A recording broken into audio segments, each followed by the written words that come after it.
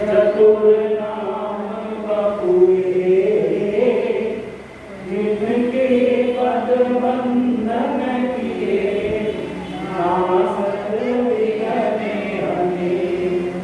अंतर निर्णय कियो, मत पुराणे इतिहास। भजवे गोई सुगत, हे हरि हरिदास। सिया पति राम जय जय राम, मेरे प्रभु राम जय जय राम। करो कल्याण राम। जय श्री सिय सिय नाम, सुषमा शील विधान। भरत शत्रुघ्न जन सुखद, राम अनुज हनुमान। राम पावन सिया की, लखन लाही हो। ध्यान सकल कल्याण में, सुर गरु तुलसी ओर। सिया निंदाऊं तुलसी के चरण, जिनकी नौ जग काल। कलि समुद्र मूढ़त लख्यो, मेरे जो साथ जहाज। सियापति राम जय जय राम, मेरे प्रभु राम जय जय राम। करो कल्याण राम। महावीर भव गुण गान, विभीषण सकल गुण गान। जेहि पर मनोरम जाहि सन, तेहि तेहि सन काम। सियापति राम जय जय राम, मेरे प्रभु राम जय जय राम। करो कल्याण राम। परमात्मा बालकांड के अंतर्गत आप सप्तऋषियों का और पार्वती जी का संवाद सुना।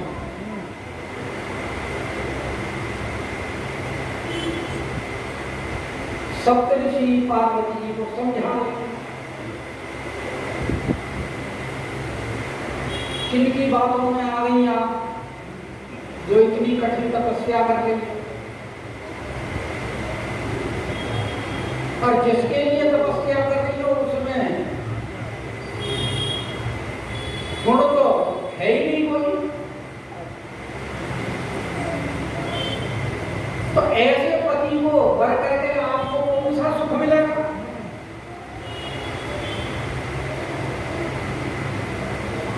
और हमसे हमारी बात अगर मानी होती आपने, तो इतना सब परिश्रम करने की आवश्यकता ही नहीं थी। हम ऐसा सुंदर आपको वर बताते जो बिना प्रयास के ही प्राप्त हो जाता।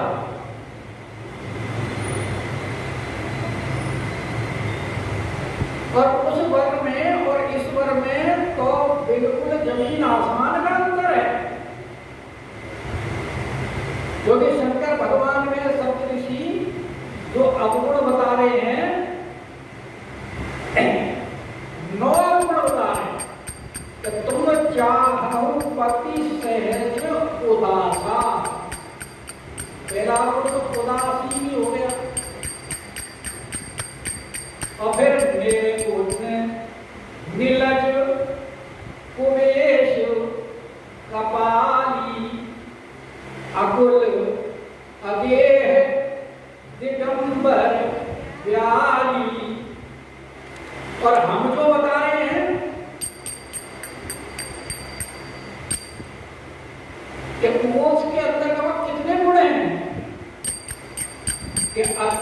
सुंदर सुचि सुखद सुशीला गावहि वेद चारु जस लीला दूषण रहित सकल गुण राशि और श्रीपति पूर्वे वहाँ 9 अवगुण बताए और यहाँ 9 शुभ गुण बताए। तो योग है, इसीलिए आप नारद जी की बातों को छोड़िए और हम जो कह रहे हैं कि अजब मानव कहा हमारा, योग अभी भी कुछ नहीं बिगड़ा है, अब भी हमारी बात मान जाओ। पार्वती जी बोली कि आप हमें पहले ही वो तो आगे नहीं, अभी तो ये कह रही है कि पहला उन्होंने ये कहा था कि आप गिरी की पुत्री हैं, तो बोले बिल्कुल ठीक कहा, सत्य कहो गिरी भवन तनु एहा, इसमें कोई झूठ नहीं है। और जो जड़ बुद्धि होते हैं वो एक बात को ठान लेते हैं, उसे करके रहते हैं।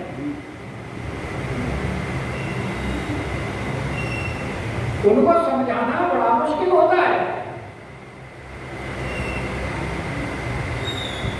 और फिर बड़ा सुंदर उदाहरण दिया,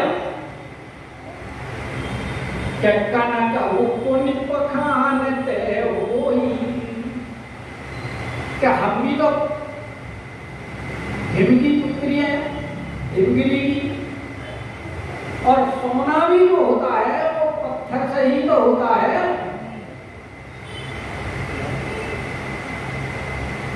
लेकिन वो अपने गुण को छोड़ता नहीं, जारे उससे है जो न परिहर सोई।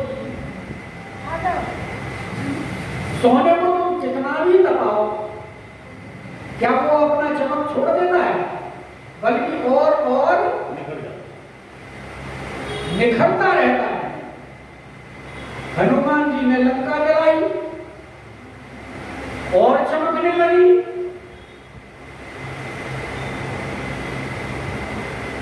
वो वहां मिल गए सूर्यपुत्र शनि जी महाराज, उल्टे लटके हुए,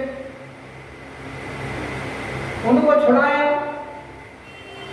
बोले आपने बड़ी कृपा की जो हमें छुड़ा दिया, बोलो क्या कार्य करें? क्योंकि कार्य ये करना है कि ये जो चमक रही है इसकी चमक खत्म करनी है।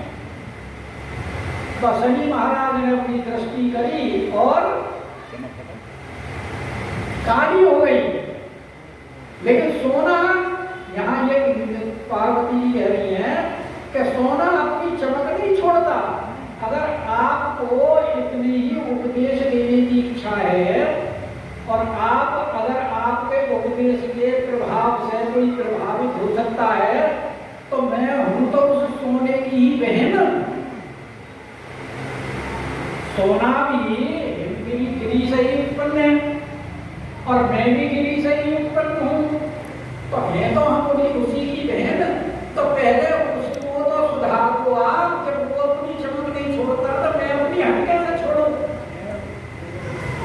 इसलिए कह रही है कि जारे उससे है जो न परिहर सोई। और जब मेरी बहन नहीं छोड़ती तो मैं नारद जी के वचन को कैसे छोड़ूं?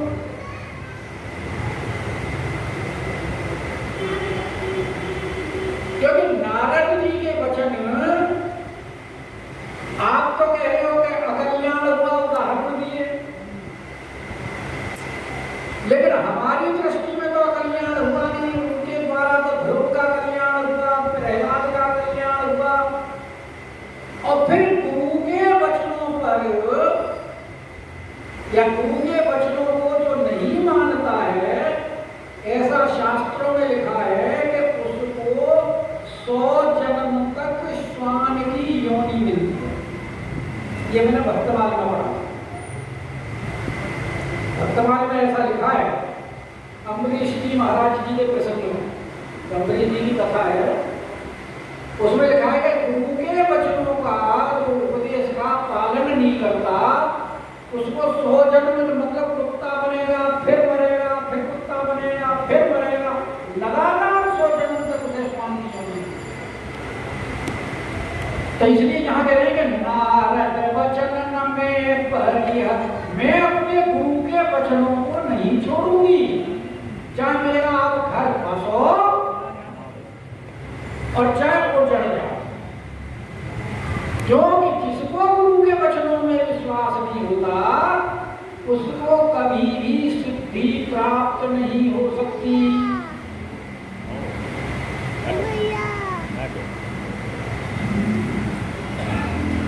क्योंकि गुरु ही तो अंधकार से प्रकाश की ओर ले जाता है।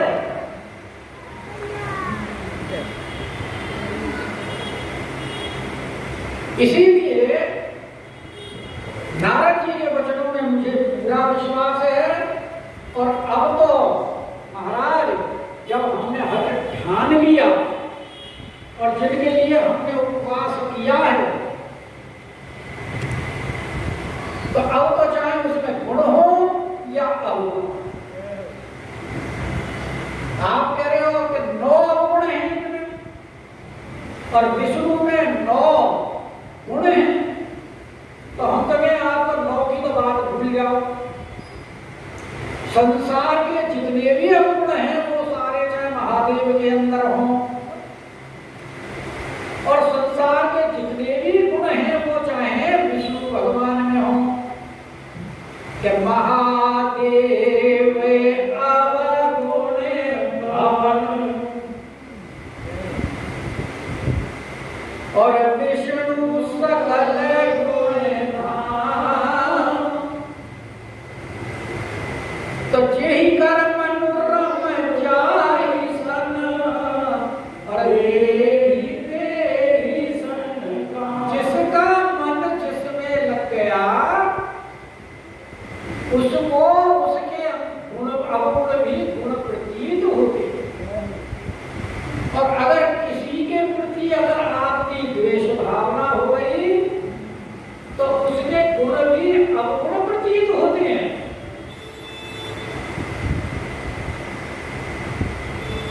और ये साधकों के लिए उपदेश है, जैसा कल बहन जी ने बताया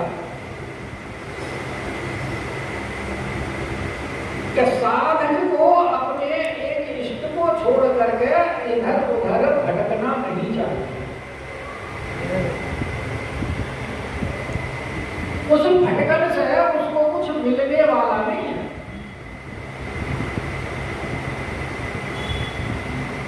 जैसे कल जो कुएं का उदाहरण दिया बड़ा सटीक उदाहरण है। अगर आपको जल प्राप्त करना है तो अगर आप 50 जगह 5-5 फीट गड्ढे खोदोगे तो आपको जल नहीं मिलेगा, चाहे 500 जगह खोदोगे। लेकिन अगर एक ही जगह अगर आपने 100 फुटी खोद दिया तो आपको पानी मिल जाएगा।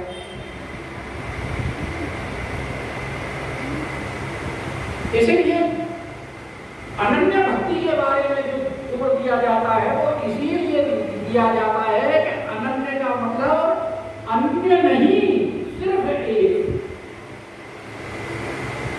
कैसो अनन्य जाके असी, अनन्य किसे कहते हैं? भगवान बता रहे हैं हनुमान जी को कि मति न डरी। हनुमान जी सुनो, कौन है अनन्य? कैसो अनन्य जाके असी और मति न डरे हनुमान, मैं सेवक सचराचर रूप स्वामी भगवान। अपने को सेवक मान के संसार में जो कुछ भी उसे दिखाई दे रहा है सब भगवान का ही स्वरूप है। सिया राम मैं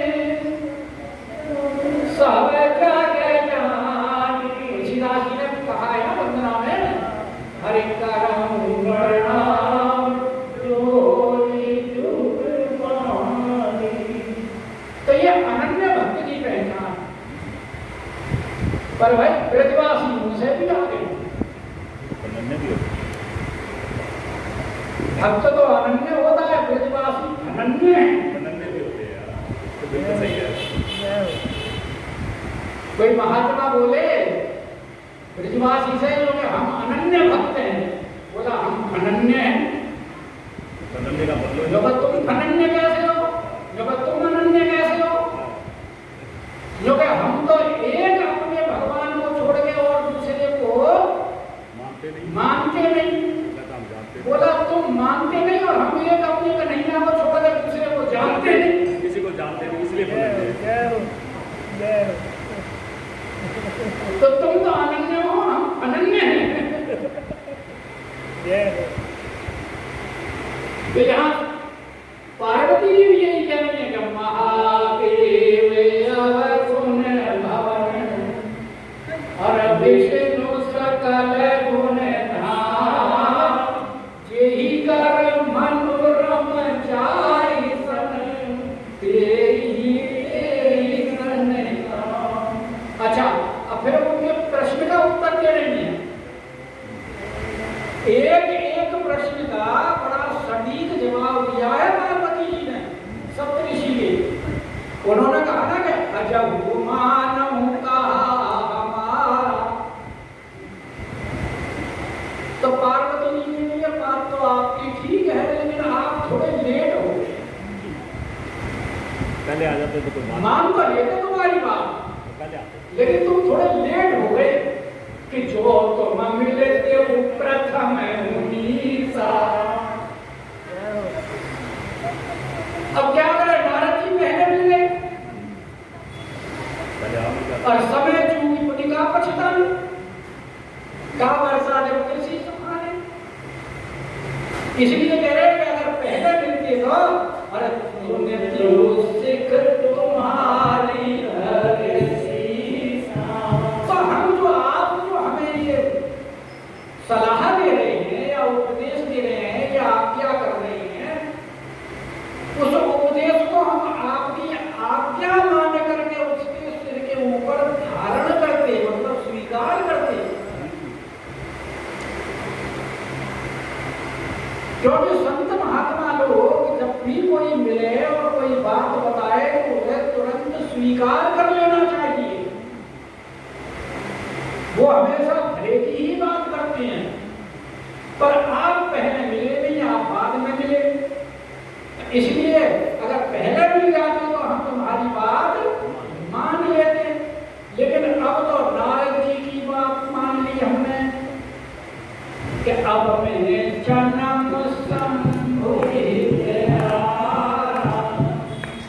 अब तो हमने वो प्रतिज्ञा कर ली कि शंकर भगवान ही हमारे पति हैं। और भारतीय परंपरा में कन्या अपने पति का वरण एक बार ही करती है।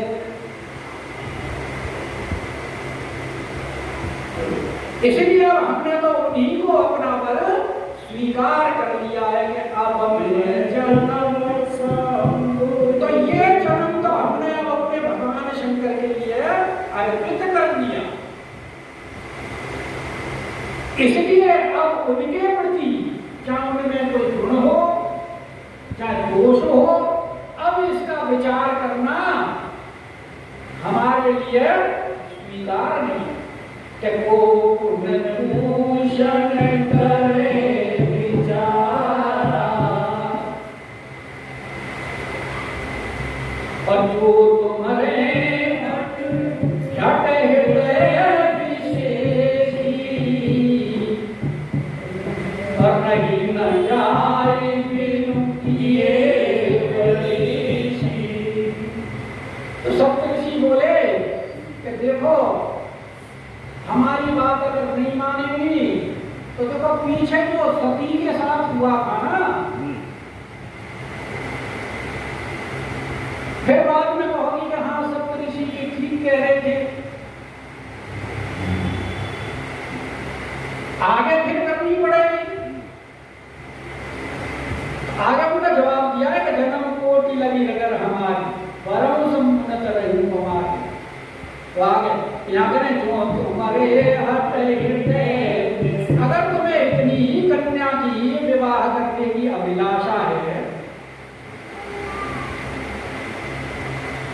क्योंकि लगता है कि तुमने कोई वो खोल रखा है दफ्तर किस चीज का, मेरे ब्यूरो का।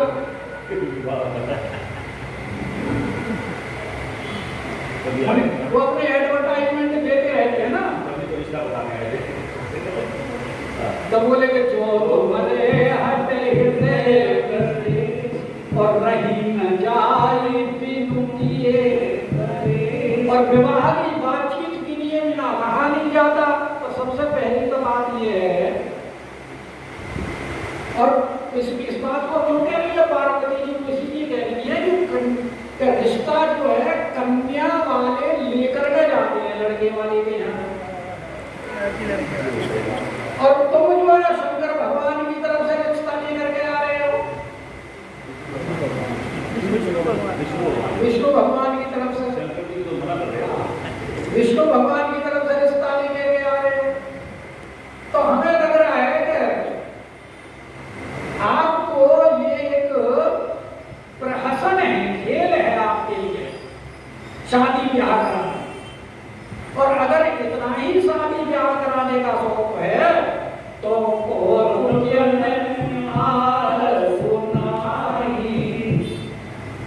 पर कन्या एक संसार में इतने पुरुष हैं और इतनी स्त्रियां हैं, उनके अपने पर कन्या बहुत हैं, उनके आप संयोग करा दीजिए। हमारे ही पीछे में पड़े हुए हैं आप। हम तो आपसे प्रार्थना करने गए नहीं कि हमारा ब्याह करवा दो।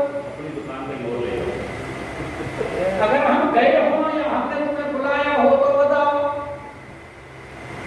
तुम ही उनकी तरफ से अपने रिश्ता लेकर के आ रहे हो। तो बोले देखो मान लो हमारी बात, बाद में पछताओगे।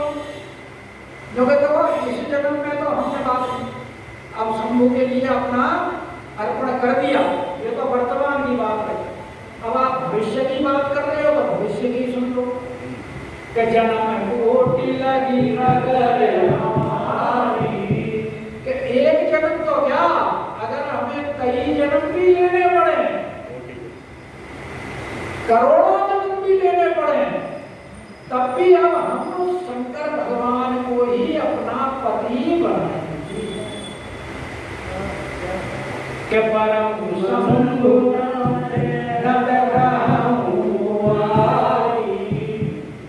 भविष्य का बता दिया, वर्तमान का तो बता ही दिया। भविष्य के वर्तमान में तो नारद जी के उपदेश का पालन करना है। कहता जमुना नारद करे उपदेश। अब हमने नारद जी, क्योंकि हमारे गुरु हैं नारद जी, और गुरु के वचनों को कभी भी त्यागना नहीं चाहिए। इसलिए अब तो उनके वचनों पर हम इतने दृढ़ हैं कि अगर शंकर भगवान भी कहीं आ जाए कि तुम हमारे लिए क्यों तपस्या कर रहे हो, हम तो तुम्हें पसंद ही, तुम तो हमें पसंद ही नहीं हो, हम तुमसे शादी नहीं करेंगे, तब भी चाहे वो हमें चाहो या ना चाहो, हम तो उन्हीं के लिए अब निमित्त हैं। आप अच्छा बात यह है कि जब शंकर भगवान के लिए तो उन्होंने तब किया और शंकर भगवान ही मना करें तो शंकर भगवान की बात भी नहीं मान रहे, और वो भी कहें 100 बार भी कहें तो भी नहीं मानेंगे। तो इसका कारण क्या है? नारद जी की बात पर इतना अटूट विश्वास क्यों है? क्योंकि हमारा शास्त्र ये कहता है कि गुरु का स्थान बहुत ऊंचा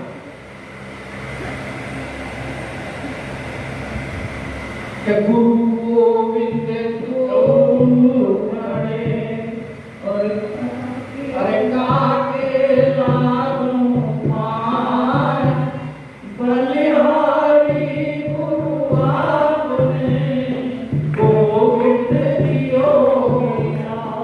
तो भगवान भी अगर आ गए हैं तो भी भगवान की बात पर इतना ध्यान नहीं देना जितने गुरु के वचनों पर देना। गुरु के अंदर सब कुछ विद्यमान है,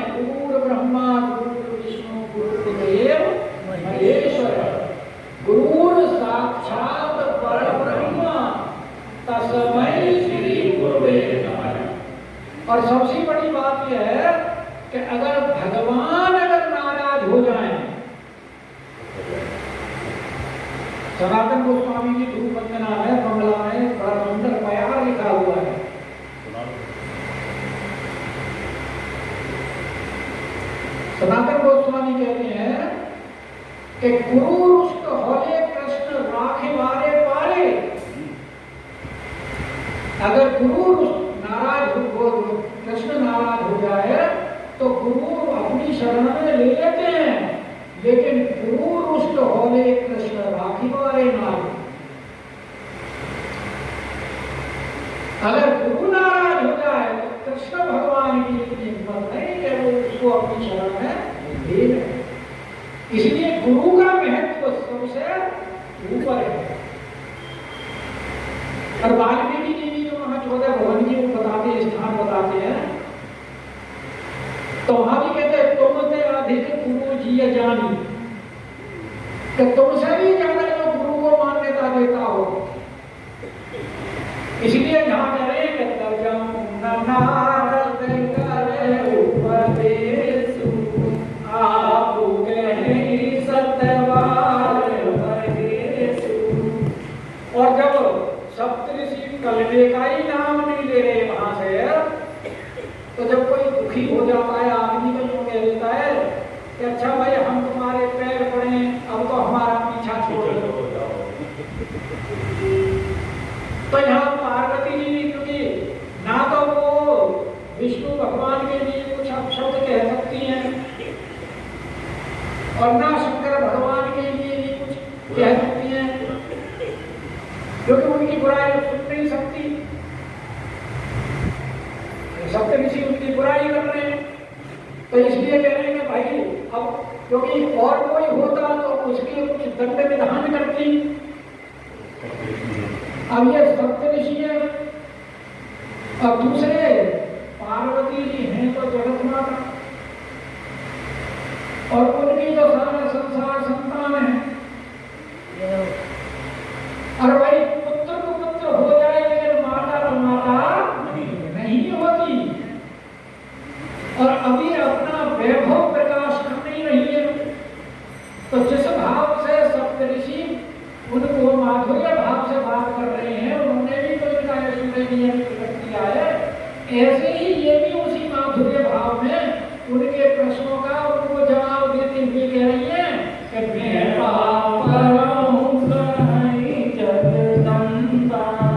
जगदम्बा है, इसलिए उनका रिश्त नहीं करेंगी। इसलिए कह रहे हैं कि अब तुम हमारा पीछा छोड़ो, अब तुम यहाँ से जाओ, कि तुम्हारे घर वाले देख रहे होंगे रास्ता युवा कहाँ रह गए, अटक गए, अभी तक आए नहीं है।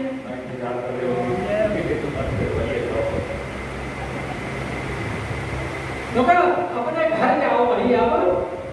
और इसका एक भाव जो है कि आकाशवाणी ने कहा था कि सप्तऋषि आएंगे और वो हमारे वचन का प्रमाण होंगे, तो तुम्हें बात तो करनी चाहिए कि हमारे शंकर के विवाह के संबंध में पुष्टि के लिए, और तुम यहाँ विष्णु भगवान से हमारी उल्टी सुलट बात कर रहे हो। तो इसलिए तुम अब अपने घर को जाओ या फिर हमारे पिताजी के घर जाओ, जैसे आकाशवाणी में कहा था, और उनको हमें यहाँ लेने के लिए भेजो। तो कह रहे हैं कि तुम